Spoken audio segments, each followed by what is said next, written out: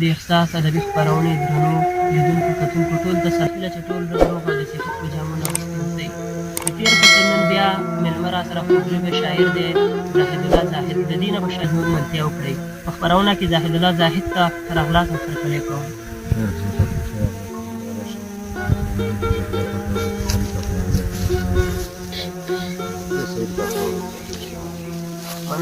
ژوند لکه تنور شو قدردانه دا به څنګه شي او یو ځل یې خو ووایه جانانه دا به څنګه شي ژوند لکه تنور شو قدردانه دا به څنګه شي او یو ځل یې خو ووایه جانانه دا به څنګه شي او ژوند خو مې د للمې غوندې تل باران د عشق غواړي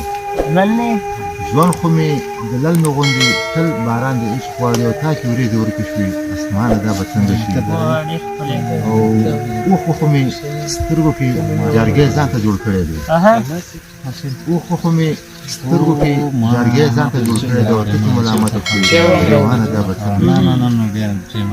یار خو د رقیب سره همیش دو لګولی وي